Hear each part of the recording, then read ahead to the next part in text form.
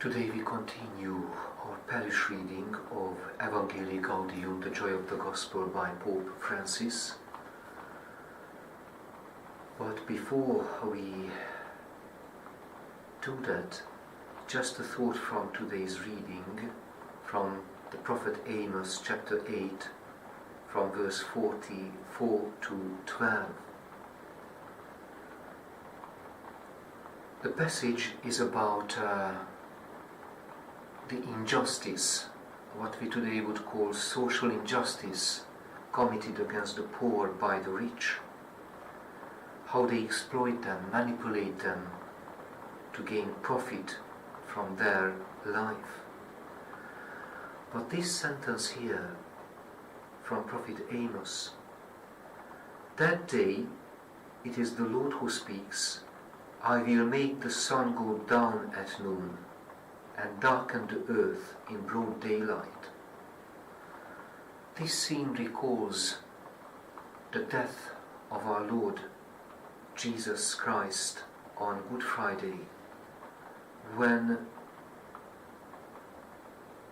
the sun indeed went down, that it disappeared at noon, and the earth was darkened in broad daylight. So we can read it as closely related to what Pope Francis speaks about social injustice, says about social injustice, that when our Lord died, in his death as a cause, injustice committed against the poor, against the vulnerable, is always there. So history, human history, with all its shadow sides, were manifest. But let us link it to Evangelii Gaudium, Article 205. I ask God to give us more politicians capable of sincere and effective dialogue aimed at healing the deepest roots and not simply the appearances of the evils in our world. Politics, though often denigrated, remains a lofty vocation and one of the highest forms of charity, inasmuch it seeks the common good. We need to be convinced that charity is the principle not only of micro-relationships with friends, family members, or within small groups, but also of micro-relationships, macro-relationships, social, economic, and political ones.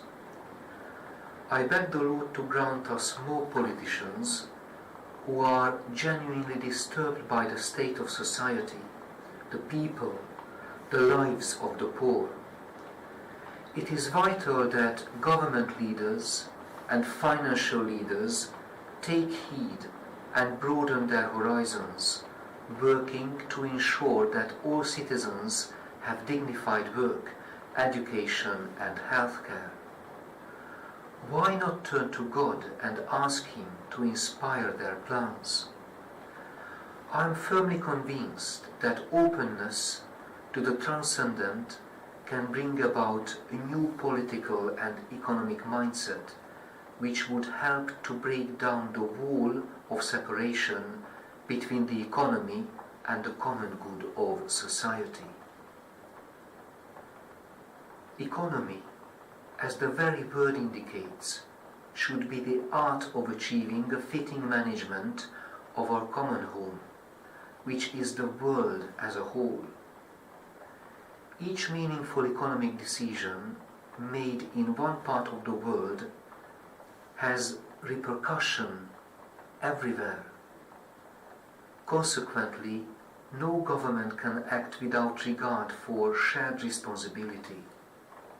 Indeed, it is becoming increasingly difficult to find local solutions for enormous global problems which overwhelm local politics with difficulties to resolve. If we really want to achieve a healthy world economy, what is needed at this juncture of history is a more efficient way of interacting,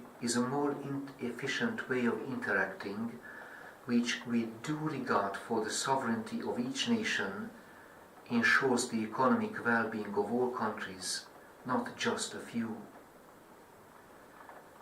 Any church community, if it thinks it can comfortably go its own way without creative concern and effective cooperation in helping the poor to live with dignity and reaching out to everyone, will also risk breaking down, however much it may talk about social issues or criticize governments.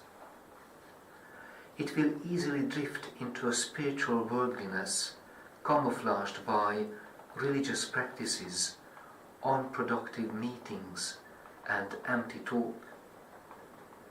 If anyone feels offended by my words, I would respond that I speak them with affection and with the best intentions, quite apart from any personal interest or political ideology. My words are not those of a foe or an opponent. I am interested only in helping those who are enthralled to an individualistic, indifferent and self-centered mentality to be freed from the unworthy chains and to attain a way of living and thinking which is more humane, noble and fruitful, and which will bring dignity to their presence on this earth. Here ends our third reading.